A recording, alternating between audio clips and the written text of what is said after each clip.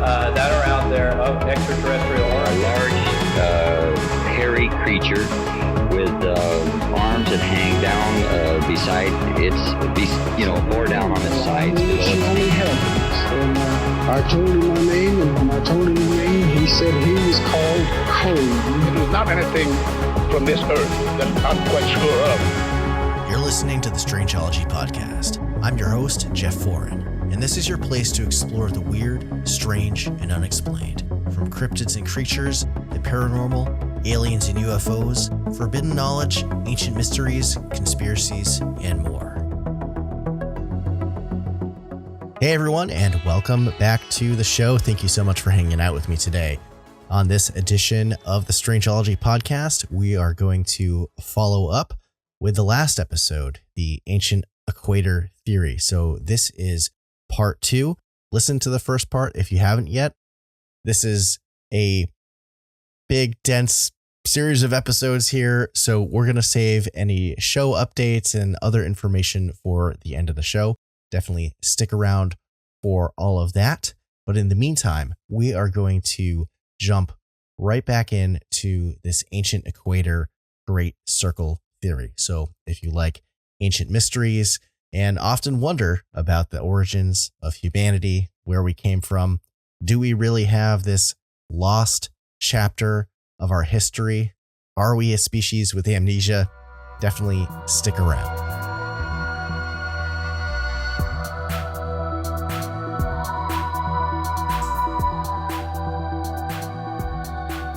So last time we left off with the Nazca lines, and there was an interesting thing that was found where if you tilted the planet about 30 degrees, a lot of these lines in the Nazca Plain start to align east to west. Now, was this site involved with a potential prehistoric lost civilization? Well, the carbon dating of the site seems pretty certain of its age, but perhaps there was an older layer or myth to this area that was carrying on a legacy from something long ago, kind of like the other sites I'm going over. But it is interesting and worth noting that Nazca is located on this proposed Ancient Equator Great Circle line. There's also the lesser known Sahama lines in Bolivia's Altiplano region, which are very similar to the Nazca lines. They're not in the Great Circle, but they're thought to predate the Inca, although not much is known about these lines yet. But it is worth mentioning since they are nearby geographically.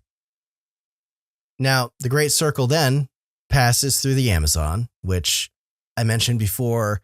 There's a lot of geoglyphs and constructs, roads, ancient sites, and cities being found in the Amazon using LiDAR that were swallowed up by the jungle centuries, perhaps even millennia ago. And of course, there's places like the search for the lost city of Z and Percy Fawcett, who went into the Amazon to find this fabled ancient lost city, but never came out of the jungle on his final expedition in 1925. And the Amazon jungle itself was largely altered by humans over 10,000 years ago who were cultivating certain plants with agricultural techniques.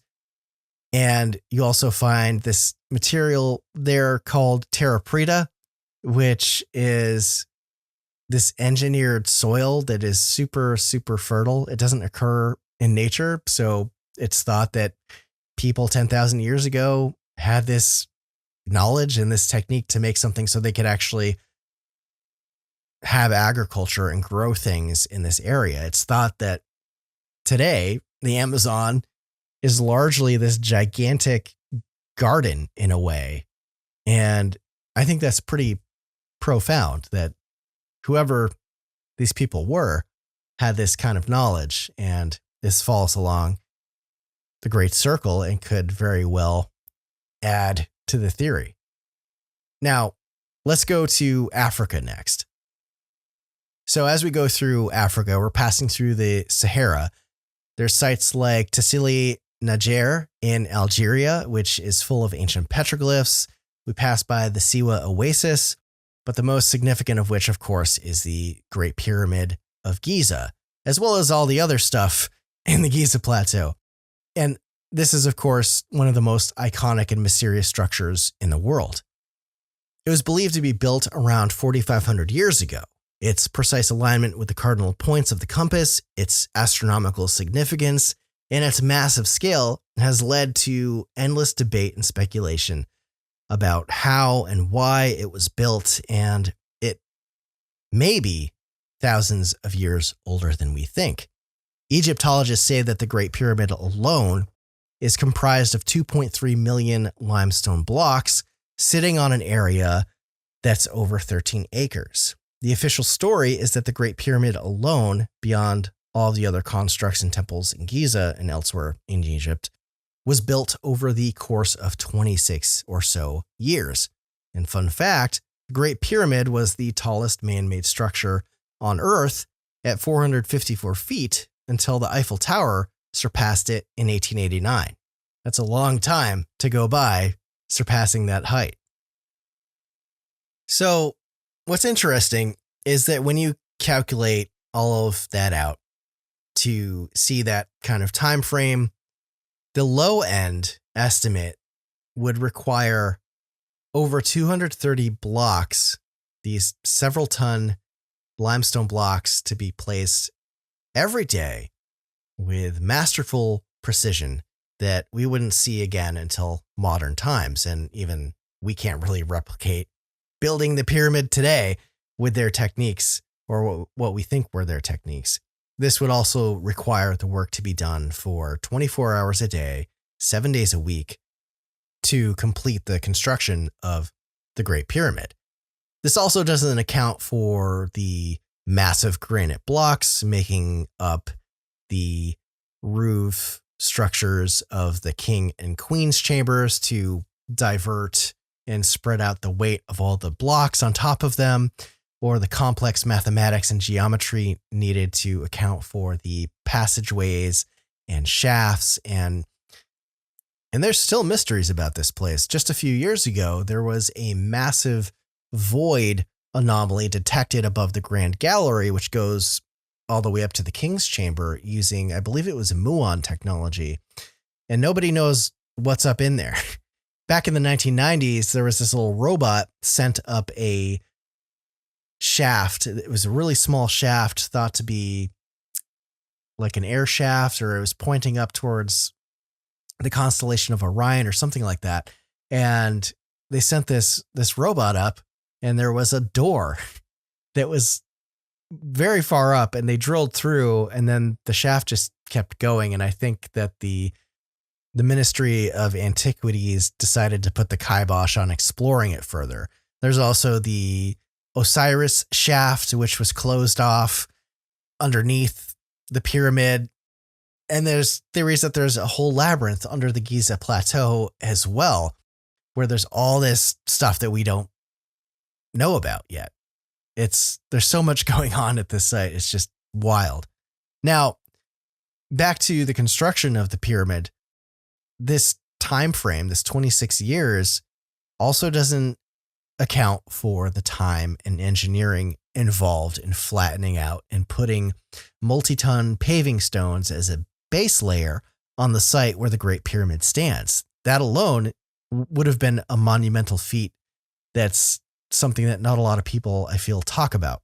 The Great Pyramid is also aligned within a tenth of a degree of true north, which is an astounding level of accuracy for a giant megalithic structure that's supposed to only be 4,500 years old. Another interesting feature of the Great Pyramid is that it's actually apparently 8-sided, not 4, like all these other pyramids. Normally, it's hard to see with the pyramid when it's fully illuminated by daylight, but there are these images where the sun is lower in the sky and shadows are starting to be cast, where it becomes evident that on each of the 4 main sides, they're actually slightly indented. Man, this makes things vastly more complicated with explaining how ancient people figured out how to do this with the basic tools that they had available to them, like copper chisels and ropes and saws. Not to mention moving the large granite blocks that they quarried from sites hundreds of miles away down the Nile River and transporting them there. And of course, there are theories routinely being suggested as to how the Great Pyramid was built, such as the ramp theory, which is probably the most widely accepted theory, that the ancient Egyptians built this long causeway up from the Nile to the pyramid, and that's how they were getting their blocks up there. Or there's even a theory that the ramp kind of spiraled around the pyramid internally. The problem there is that building a causeway that big and capable of supporting the weight of all those megalithic blocks and not having it be too steep, the thing would have to be like a mile long, and it would be an engineering marvel in and of itself, equal or greater to that of the Great Pyramid. And from what I understand, there's not great evidence to suggest that the ancient Egyptians built this causeway. I could be wrong. There's a lot in this episode and a lot of details, but yeah, who knows? There's also this lever and counterweight theory that people suggest from time to time, which could be possible. There's also the water shaft theory, where they would fill these constructed shafts up with water to float the blocks up. I don't know how buoyant limestone megalithic multi-tone blocks are, if they're even buoyant. There's also the slave labor theory, of course, which was a popular one. Although the idea that rather than slave labor, that skilled masons and artisan builders were much more likely to be used and contracted by the pharaoh to work on the pyramid. This idea has gained popularity in recent years, especially because of all the different housing complexes that are around the pyramids. So that very well could be, instead of slave labor, they actually used people who were willing and were paid to build these sites. But the fact is that we don't know how the ancient Egyptians built the pyramid exactly. There's a lot of good ideas, a lot of bad ideas. And interestingly, there are no written records of how or why it was built, even though the ancient Egyptians kept a pretty meticulous record for things that we know of today for other sites around this ancient country. The Great Pyramid itself contains no hieroglyphics at all, save for a cartouche, or a symbol written for Khufu, who was thought to be who this pyramid, the Great Pyramid, was for. And it was found in the small chambers above the king's chamber, in between these massive granite blocks. And it's unclear whether or not that's from the original construction of the Great Pyramid, or if that was from a later date. Back in 2013, there was a pair of German archaeologists who actually got a sample of this cartouche so they could carbon date it, with the idea that if it was found to be newer, from a newer era, it would call into question whether or not the Great Pyramid was actually built for the pharaoh Khufu. But they got caught, wound up getting in huge trouble with the Egyptian government, and that was the end of that. There's also the problem of Khufu's mummy never being found in the pyramid, nor any afterlife treasures that pharaohs and other pyramids have had. And that's kind of curious.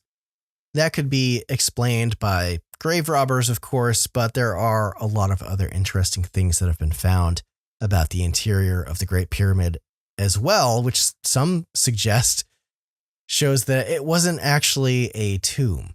You've also got these mathematical equations seemingly coded into the structure of the Great Pyramid's measurements that suggest that the speed of light was known by the ancient Egyptians, or whoever it was that built the Great Pyramid. For example, the speed of light in a vacuum is 299,792,458 meters per second. And the latitude that the Great Pyramid sits at, the exact center of the king's chamber inside, is 29.9792458 degrees, which is the same numbers as the speed of light, 299,792,458. Now, that could be complete coincidence that those are all the same numbers, and you can also argue, well, ancient Egyptians didn't use the meter. The meter wasn't invented until the late 1700s. They used the cubit as a unit of measurement, so that doesn't line up. But it's very interesting considering whoever built the pyramid had the knowledge and ability to make it in the first place. There's also another interesting piece of math seemingly encoded into the Great Pyramid as well. And so ancient Egyptians, they used cubits for a unit of measurement. It's about 0.52 meters or 1.476 feet. The sides of the Great Pyramid measure at 440 cubits long, and the height is 280 cubits.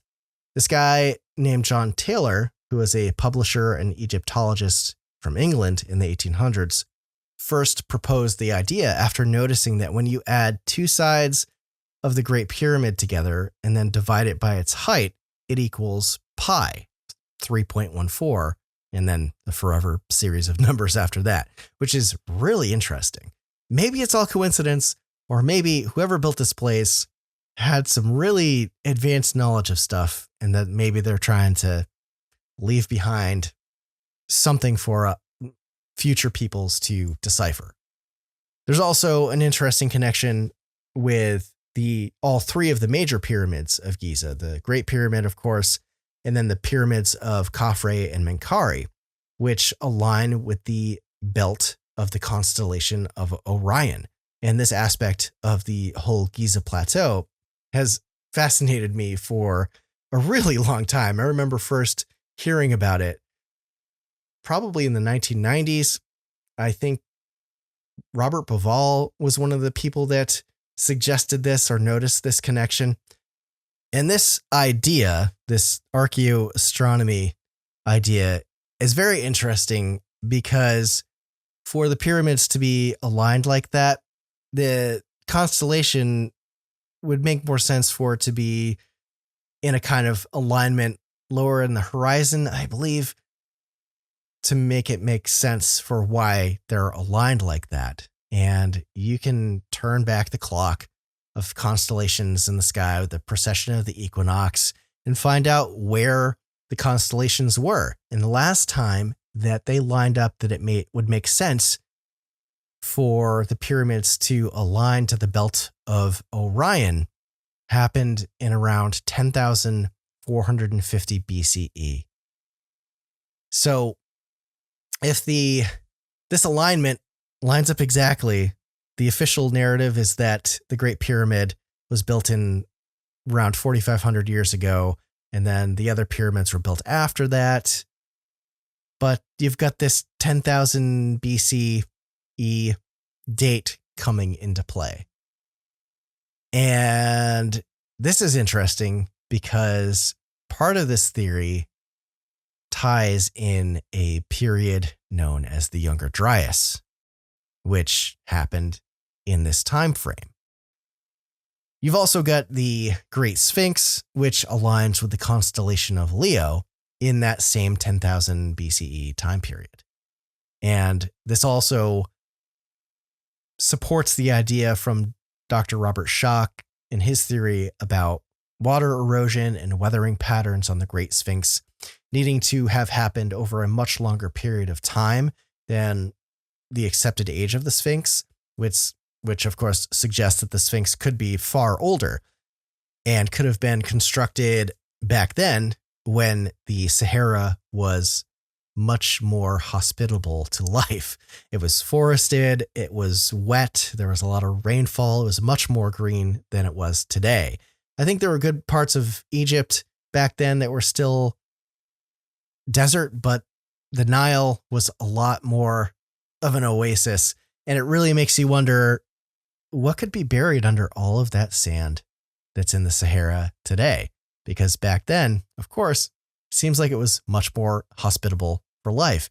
There are also massive bodies of water like Lake Megachad that, I mean, who knows? That is totally gone now. And you've got the Rashat structure, which people think may have been a site for Atlantis. There's so much going on here. Now, there's also another interesting thing that came out recently. There was this article talking about plasma bubbles being detected in the atmosphere above the pyramids in Giza. So whatever the official explanation is for this area, it seems like there's a lot more going on under the surface, quite literally, as well as above the surface. And hopefully we get some more understanding of what's going on here. Now, the fact that the Great Pyramid is one of the key sites along this hypothesized ancient equator is pretty significant and doesn't really seem all that random when you start piecing everything together. Of course, there was a whole civilization in ancient Egypt. We have all that history. And there are several other ancient sites and megalithic building within ancient Egypt that aren't necessarily on the Great Equator Line. But if the Great Pyramid and Sphinx are far older than previously thought, like 10,000 years or more, 12,000 years older, like some proponents of this theory suggest, perhaps the ancient Egyptian dynasties are a legacy of this older lost civilization. Perhaps they were trying to recreate what was supposedly going on in a much earlier time. And like I said before, the pyramid's exact purpose is still debated. We don't know if it was actually a tomb for Khufu or if it was an astronomical observatory. There's also the power plant theory, which is a whole other rabbit hole, and it could have been used for something else entirely. Whatever the true story is, its location along this ancient equator definitely adds fuel to the theory that its builders may have been part of some much older and advanced civilization. And you're probably wondering, well, archaeologists thus far have these sites pretty well dated, and we've established the timeline of human civilization. Nothing is older than places like ancient Samaria and Babylon. And, you know, you've got the city of Ur with its great ziggurat, Petra in Jordan, Persepolis in Iran. All these places fall in this great circle. And don't get me wrong, we know quite a bit about many of these sites, but one site in particular that was only recently discovered in the last few decades turned the archaeological world on its head. And I alluded to this earlier. It's the site of Göbekli Tepe in Turkey. This place is older than Stonehenge, as well as our established dates for ancient Egypt and the Sphinx, ancient Samaria, as well as the Indus Valley civilization. And although it's not on the hypothetical ancient equator, this place is so old. We're talking over 11,600 years old, that it's a perfect example of humanity having this missing chapter in our story. Graham Hancock talks about us being a species with amnesia, right? We've been around for a long time and doing things for a lot longer than we know. Even in the Neolithic period, when we were supposed to just be hunter-gatherers and cavemen.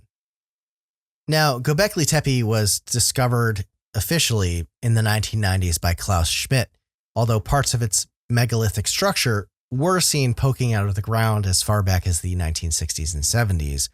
So technically, the guy who owned the land probably discovered it first, but maybe wasn't aware that it was a whole ancient, super ancient archaeological site. So this site is known to have these circular enclosures that have these megalithic T-pillars. They're anywhere from 3 to 6 meters tall and weigh as much as 20 tons. And they've got these intricate relief carvings of animals like lions, snakes, bears, vultures, as well as abstract symbols. This place is thought to have been a religious or spiritual site. That's archaeologists' best guess at this point. They think it was kind of like the world's first known temple, but it's just a hypothesis. We don't know for sure yet. It also could have been a trading hub for ancient peoples. Others have suggested that it could have been an astronomical observatory like we see in so many other ancient megalithic sites, but we just don't know who the people were that built this place and why. What's really weird is that around 8000 BCE, the whole place was backfilled and buried with rubble. Like whoever built this place buried it like a time capsule, and we just don't know why.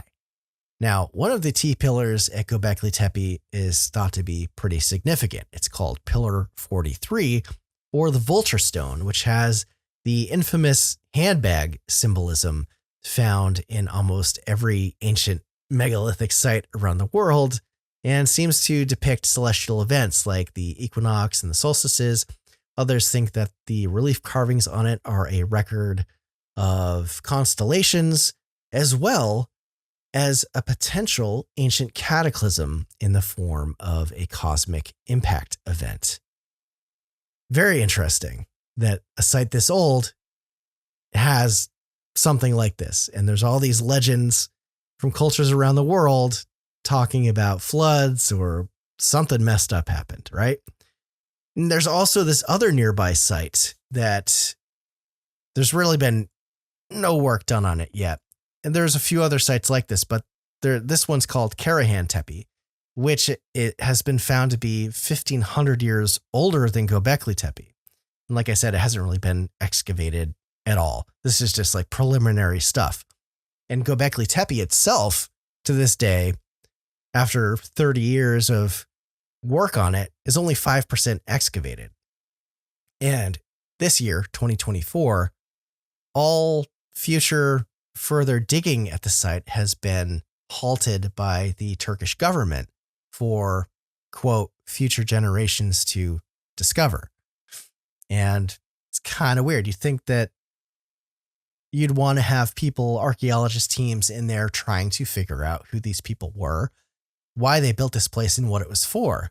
And there's been olive trees planted all over the site as well, which apparently there's some law in Turkey that says you can't cut down or remove the trees, which is prohibiting anybody from even digging. Although there's ideas that, the root systems will work their way underground and destroy all the structures, because they've done ground penetrating radar of this site, and it's so much more massive than what's been dug up so far. And there could be other pillars like Pillar 43 that help complete the picture of what this site was all about, what these people knew, how they lived, their knowledge, all of that. And apparently there's not going to be any more work done on Göbekli Tepe for generations, it seems, unless something else happens. So it's just really kind of strange. Now, remember when I said there might be a connection with Easter Island earlier in the episode? As it turns out, there are carvings and symbology at Göbekli Tepe that suggest a connection, specifically on the T-pillars and the small statue carvings that have been found there, which depict a humanoid figure with its hands holding its belly. And it also has this kind of like H symbol belt around its waist, which can also be found on, you guessed it, the Moai statues in Easter Island. And there's, in my opinion, I don't think there's any way this couldn't be a coincidence. Like, there's no way this is a coincidence, especially because this symbolism shows up again and again in different cultures around the world. I don't know if that means that where the Rapa Nui people or potential original inhabitants of Easter Island were from, or maybe they carried this legacy, this knowledge passed down through oral teachings for generations and generations using this symbolism as people migrated across the globe for thousands of years. Or maybe it suggests that there was some kind of lost civilization that spanned the globe back then. They probably didn't have our type of modern technology. Their technology may have been different. Maybe they were more like exploration era technology. They had sailboats and ships that they were able to circumnavigate the globe? I mean, we just don't know. Now, speaking of Easter Island again, and we're going to move on to the next site real quick. I know this episode's getting a little bit long. Thank you for hanging in there with me. This is a very complex subject. Now, interestingly, Easter Island is the antipode on Earth to the site of Mohenjo-Daro, meaning its exact opposite side on the planet. The Great Circle, the Ancient Equator, also passes through this site.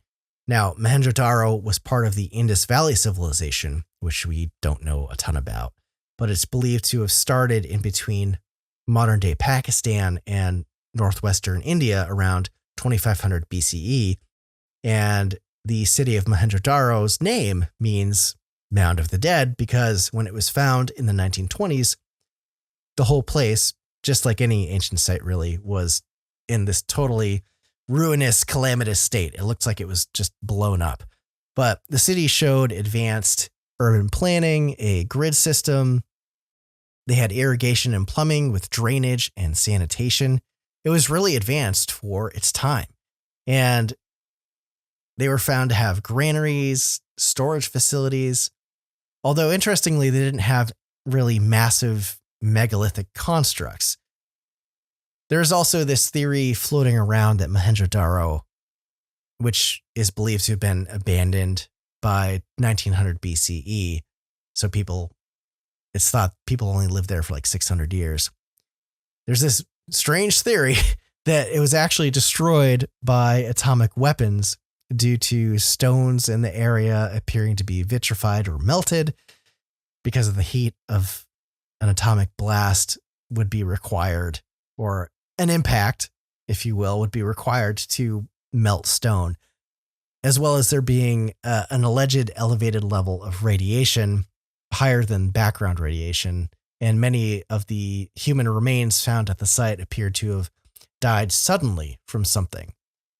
None of that is confirmed, and any archaeologist out there would say that those are bogus claims, but maybe there's a kernel of truth. I mean, to me, if that was true, it kind of fits into the theory that there was some kind of cataclysm, maybe an impact event that just suddenly wiped out all these ancient civilizations. And another interesting connection to Easter Island, the Indus Valley script, which hasn't been deciphered, of course. This pictographic script is virtually identical to the script on the Rongo-Rongo tablets, which is why Dr. Robert Schock believes that the Rongo-Rongo tablets, or at least the script on them, could be at least 10,000 or more years old. There are some key differences, of course, but language, letters, symbolism does evolve over time, right? Old English is vastly different from modern English, for an example. But when you look at examples of the Indus Valley script and the Rongo-Rongo tablets side by side, anyone could see that there is some striking similarities. And they're so similar that I have to think that it's not coincidence. There's got to be some kind of connection between the two.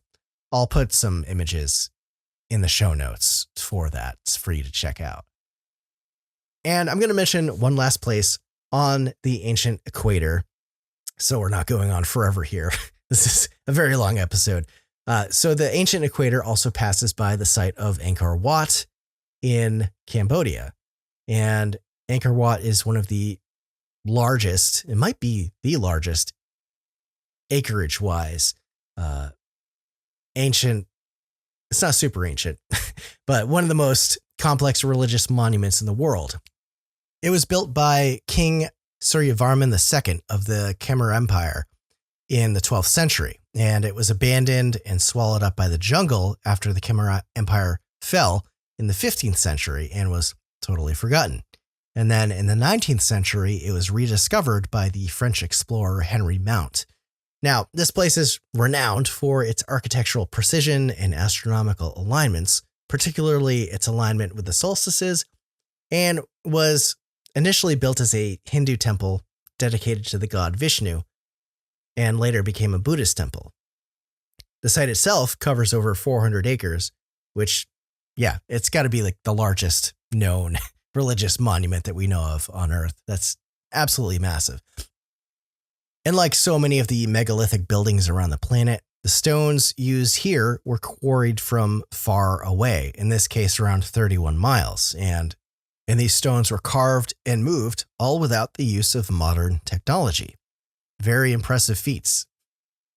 Even though this site is far too new to be really considered part of a fabled, lost prehistoric civilization that spanned the world, it is interesting that Angkor Wat falls along the Great Circle. Perhaps the Khmer Empire inherited knowledge from some lost and much older civilization, or maybe, and we just don't know, that this site could be potentially have been built on top of an older structure, like so many of the other places we see around the world. LiDAR scans of the area around Angkor Wat have been finding interesting new things. So I wonder if it's possible that this might gather enough evidence to suggest that people were at this site 10, 12,000 years ago doing stuff. We'll see. Now, thank you all for listening to my yapping so far. I'll be putting the fries in the bag soon. You're probably wondering where I'm going with all this. Well, during my research, I ran across this guy named Roger Gilbertson, who is a filmmaker and researcher. He created this documentary back in 2006 called Who Killed the Electric Car? And as part of his work and research into electric vehicles and green energy technologies, Gilbertson wanted to find out if there was an orbital path that a satellite could take around the Earth that would keep it constantly in sunlight as a way to potentially harvest more solar energy and beam it down to Earth. After consulting with a friend of his who was a rocket scientist, he found out that orbiting around the equator would be ideal for that. But there was a problem. Because of the shape of the orbit, the altitude above Earth, the inclination of the object orbiting, and the rotation of the Earth would throw things off. So he's still searching for this perfect orbit. He has a feeling that it has to be out there somewhere. So he talks to another friend who was an aerospace engineer and a mathematician. And they realized that in order to achieve this, the orbit that they needed, instead of being 90 minutes to complete one orbit like the International Space Station takes, he needs one that would take a period of 2 days to orbit the Earth. And this orbit needed to be at a 31-degree inclination. It also had to be past the Van Allen belts and Earth's magnetic field.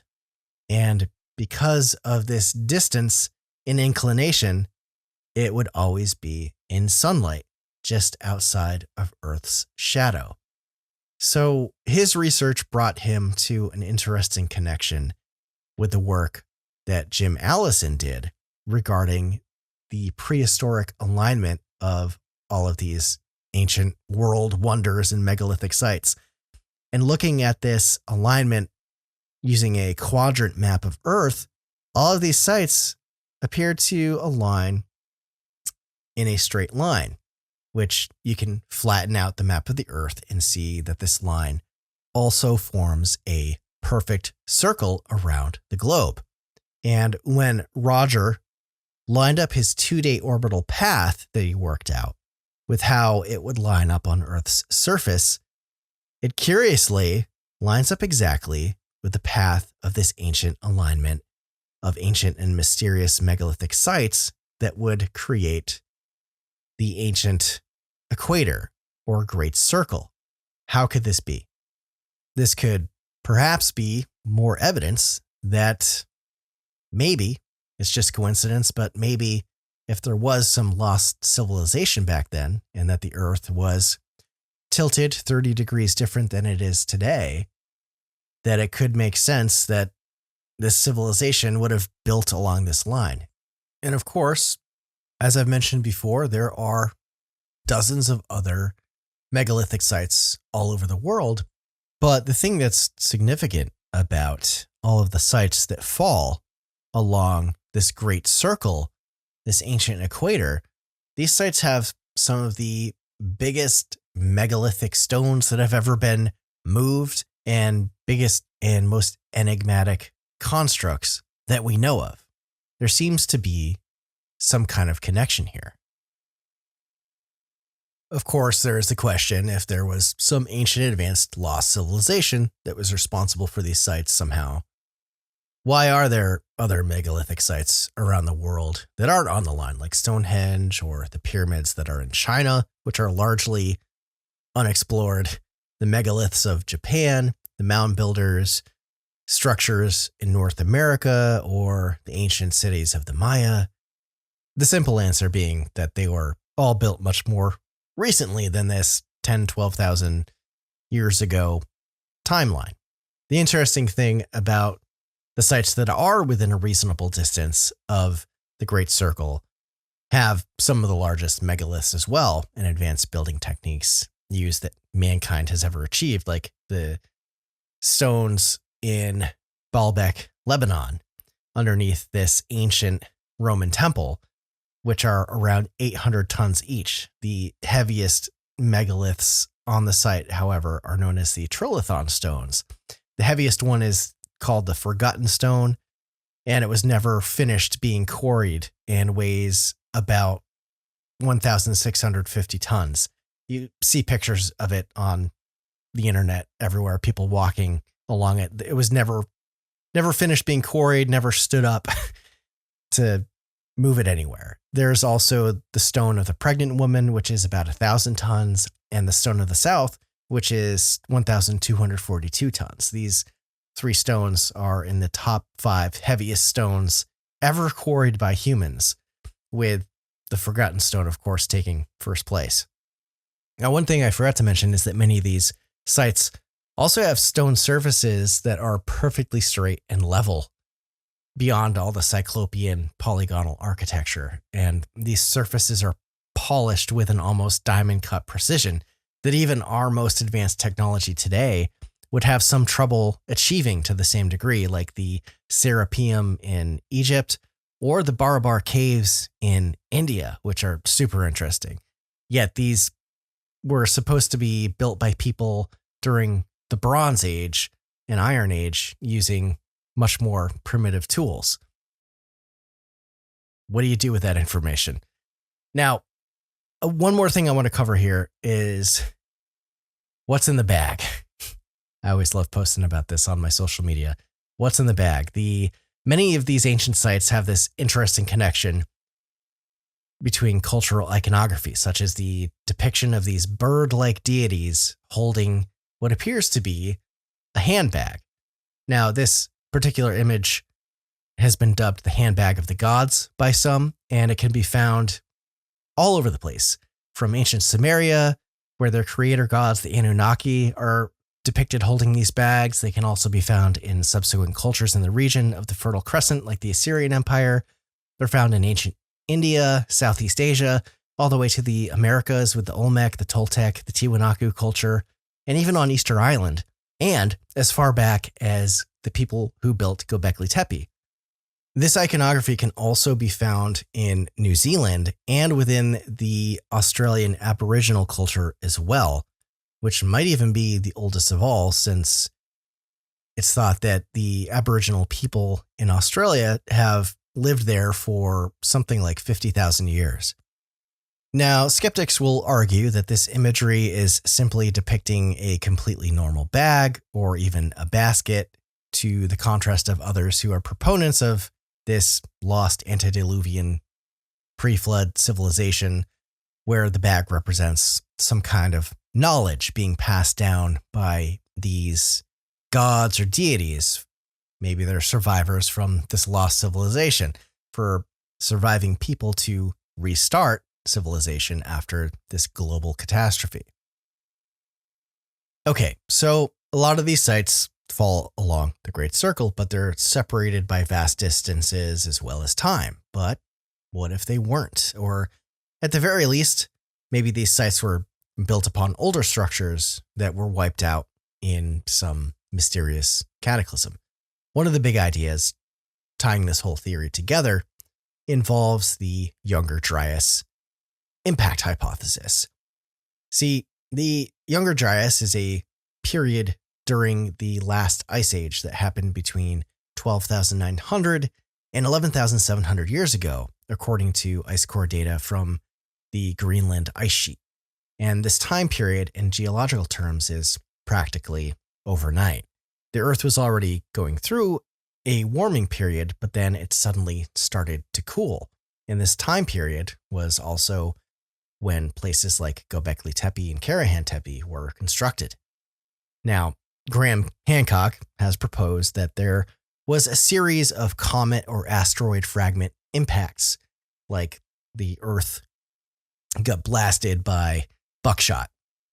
There is plenty of evidence of craters from this time, from impact craters, but there also could have been airburst explosion events like what happened at Tunguska in Russia back in 1908. And impact events like these would, of course, cause widespread destruction across Earth. You'd have wildfires out of control, potential tsunamis, earthquakes. And what else do we see around this time period? Well, we see the mass extinction of most species of megafauna. And there's other evidence as well, such as a geological layer that contains high levels of iridium during this period, which is really only found in asteroids and meteorites, and strongly suggests that the Earth was hit by something. Impacts like these also create these microspherules and nanodiamonds from the extreme pressure and high temperatures caused by these events, and these are found within the Younger Dryas boundary. There's a map showing the areas where these nanodiamonds have been found, which is largely in North and Central America, as well as parts of Colombia and Venezuela in South America, and pretty much the whole of Europe, as far east as Turkey, and there's a good chunk of the Middle East where these have also been found. There's also been carbon-rich black mats found around this Younger Dryas boundary layer that might signify widespread wildfires, which would, like I said, undoubtedly rage uncontrolled after an impact event. Around this time as well, there's another event that happened called Meltwater Pulse 1b, which was a period of rapid glacial melting. If you remember, a large portion of the Northern Hemisphere, North America and Asia, were covered in an ice sheet. All of Canada, about half the US, northern parts of Europe, Siberia, all that was covered with glaciers. And it's thought that this glacial melting period happened over the course of a few centuries. That's too long of a period for like a massive global cataclysm, but this made ocean levels rise up at least 20 meters within the first few centuries. Sea level back when we were at our glacial maximum, sea level was about 330 feet lower before everything melted. Now, some researchers like Randall Carlson have suggested that this melting event could have actually happened in just a few days as a consequence from a celestial impact, which, if true, would absolutely destroy any human civilization that was around at the time. He often points to the Missoula floods event, which happened in what is now Washington State between 13 and 15,000 years ago, which puts this in the time frame of a potential impact during the Younger Dryas. And these floods were so massive that it altered the topography of the area. You know, when you're at the beach and you can see the small wave patterns in the sand as the tide is going out? Well, that's what this area looks like if you're looking at it from a bird's eye view down, except it's on this massive scale. There's also what appears to be evidence of massive flooding or something similar like that washing over the Sahara Desert in Africa, especially past the Rashat structure, which I've mentioned a few times already, that, again, some people think was a candidate for the location of Atlantis. And if it was, it would have been totally destroyed, according to, sinking beneath the waves, according to Plato, right? Now, even if this lost civilization was at a similar technological level to, say, the 19th century, anything built near the coast would be submerged almost instantly. Lower-lying lands would be swallowed up. Think about Sundaland in Southeast Asia, this whole continental shelf that used to be above sea level, and now it's underwater. Or Doggerland in Europe. These areas get totally submerged after the ice caps melted. And there's also things like the Yonaguni Monument, which was found off the coast of Japan, that looks, if not man-made, definitely manipulated and carved out by a human hand, like a lot of sites in Peru. There's also the ancient mythical city of Dwarka, believed to be submerged just off the coast of India as well. I mean, who knows what could be just beneath the surface of the ocean that was around 10, 15,000 years ago that has been submerged since the ice caps melted. It really does sound like the myth of Atlantis. And who knows, maybe since so many cultures around the world have a flood myth, such as the Epic of Gilgamesh or the biblical flood, or even in the Vedas, the Hindu god Vishnu tries to warn ancient humanity of an impending flood. So perhaps there is some truth within these old myths and religions. It does seem like there is a good chance that these myths may have originated from some kind of shared collective memory of a global cataclysm that happened so long ago. Alternatively, Dr. Robert Schoch, who used to subscribe to the impact theory like Graham Hancock, now thinks that there is evidence suggesting some kind of solar outburst or coronal mass ejection from the sun that could have caused the rapid melting of the ice sheets and subsequent extreme climate change that wiped out this supposed lost civilization at the end of the last ice age. Schoch points to ancient artifacts like the Rongo Rongo tablets of Easter Island, of course, and other scripts and petroglyphs that share similar iconography.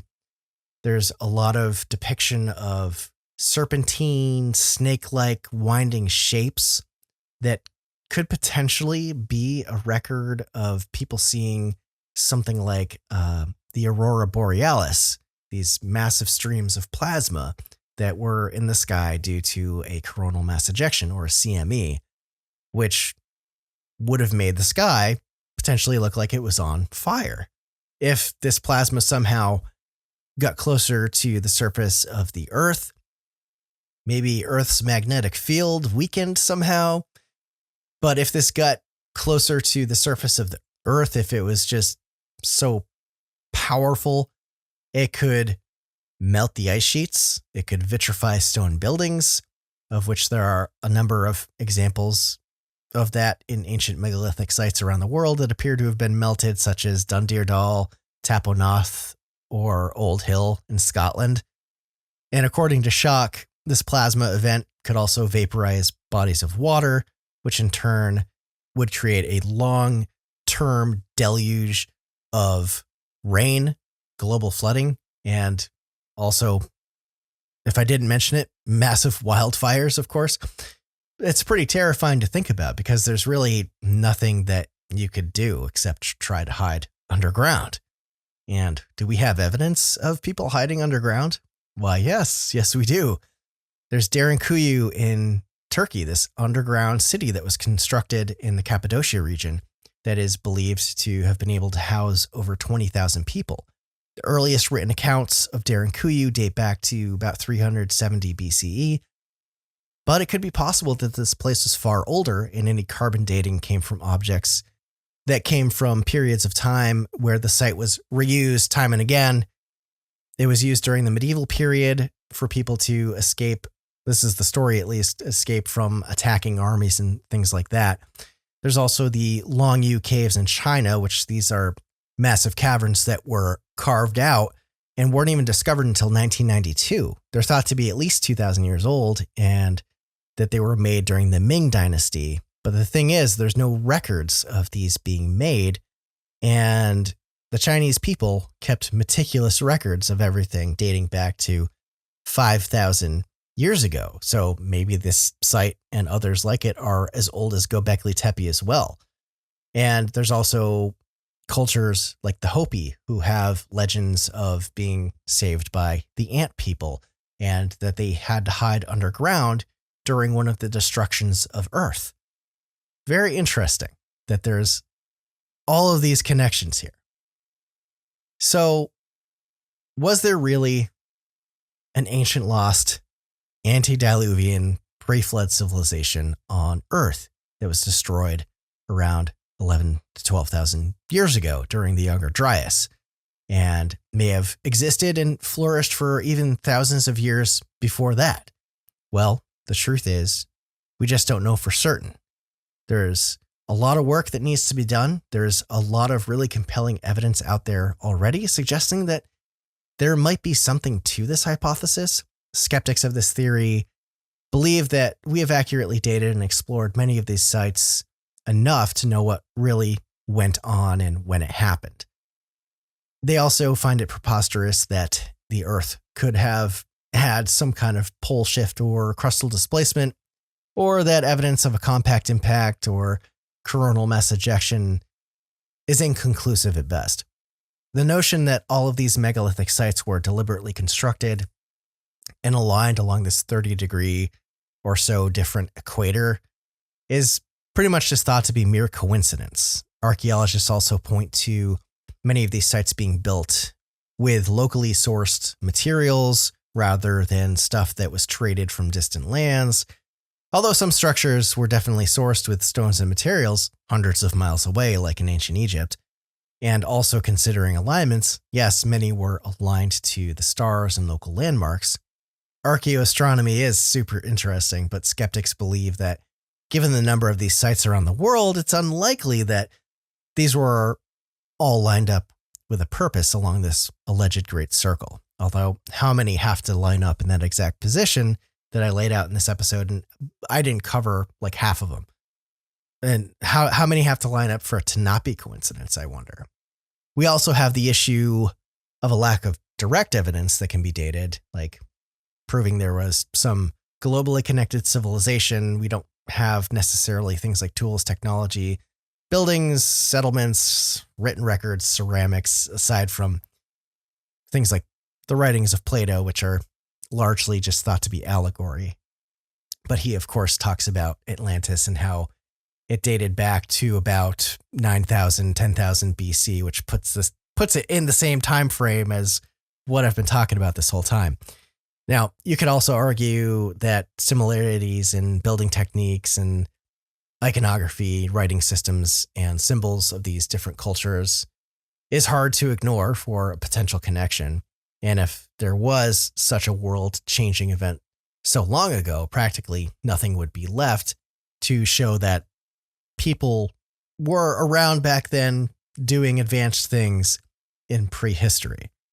There's also the viewpoint of the similar construction and building techniques and styles, which archaeologists and skeptics think that these ideas were developed independently of one another rather than being diffused down from a progenitor civilization. Like the shape of the pyramid just makes the most sense for a stable large construct. So many civilizations probably just gravitated towards that idea. Or even just moving megalithic blocks. People like to build things. So in the end, skeptics don't necessarily think that the evidence that's out there so far is really evidence at all. Rather, just making connections when there aren't any. But I think that time will tell on this. Just look at Göbekli Tepe, for example, and its neighboring sites, which have already really rewritten history since it was far against the mainstream that any advanced building of any kind existed before ancient Sumeria. And now we have to wait over 100 years before anything more is done on that site, which is crazy. Now, it's all very curious, and while I can't say for sure about any of this, I do think that there is a very compelling pattern here that we just don't have the whole picture of our distant past. But let's keep digging and find out the truth.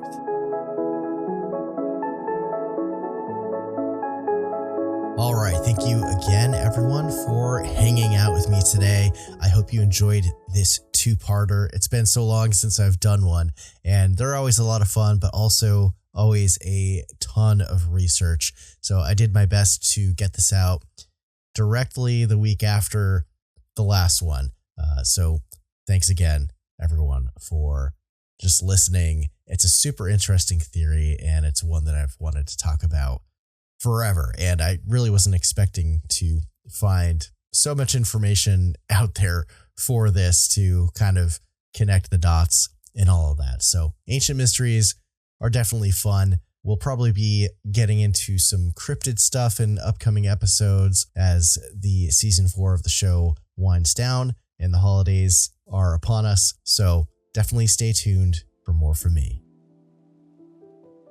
As always, I want to give a huge thank you out there to everyone who checks out the Strangeology podcast.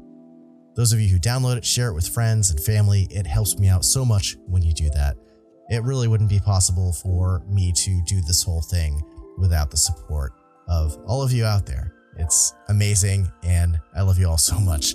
And the best way to support the show, of course, is to tell your friends and anyone who loves the strange and unexplained, cryptids, aliens, mysteries, the paranormal, all of that stuff.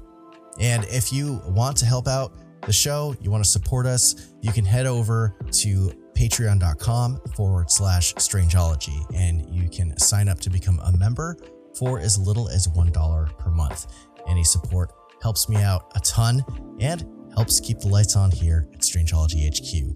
Higher tiers will unlock additional benefits like early access to new episodes and YouTube videos on my channel.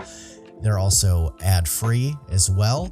And you also gain access to the members-only episode extension, Strangeology Beyond, which is often a whole other research topic or a extended guest interview. There's also shout-outs for new members, merch discounts for my shop, exclusive merch, voting power, and there's all sorts of other bonus content and more.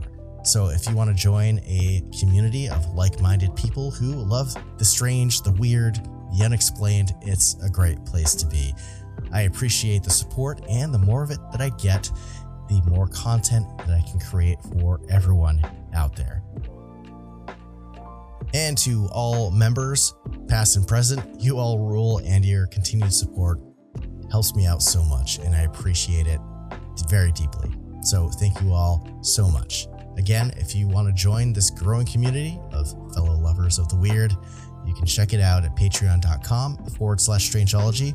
The link will be in the show notes. To any advertisers or companies out there looking to collaborate with the Strangeology podcast, or if you'd like to be considered for an interview on the show, please send all business inquiries to info@strangeology.com. And if you haven't yet, make sure to give me a follow over on my social media accounts. You can find me most active on Instagram, Facebook, and TikTok. I also have a Twitter, X, and Threads, less active there. And I also have my YouTube channel. So if you want more content from me, I often post shorter form video, factoid reels, and stuff like that about different cryptids and theories. I've got some longer form videos on the YouTube channel as well, beyond the podcast. So if you're looking for more from me, definitely check all of that out. Links will be in the show notes. And if you like to read blogs, I also have a blog over on the official Strangeology website, strangeology.com. I've got a bunch of articles, planning on adding more to it soon.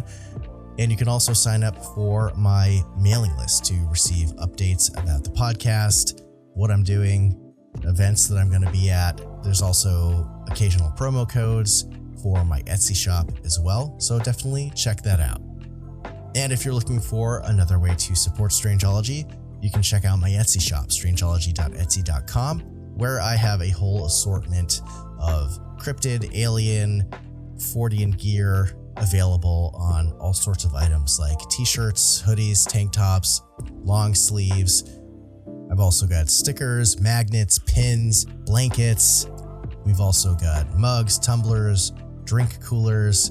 And with the holidays approaching, I also have ornaments for your Christmas tree with some fun cryptid and alien designs on those as well. So if you're looking for a way to support what I do, definitely check out the shop. There's something for everyone, and I'm always trying to add new designs in there. So again, that's strangeology.etsy.com. I appreciate your support so much. All right, I think that's all from me for now. I'm going to take a quick break here, and when I come back for Strangeology Beyond, the members-only portion of the show, I'm going to be diving into the story of the Sumerian Kings List and the Anunnaki. You won't want to miss it. So, members, stick with me, and for everyone else, I'll see you after Thanksgiving, and make sure to take care of yourselves and each other, and keep it strange.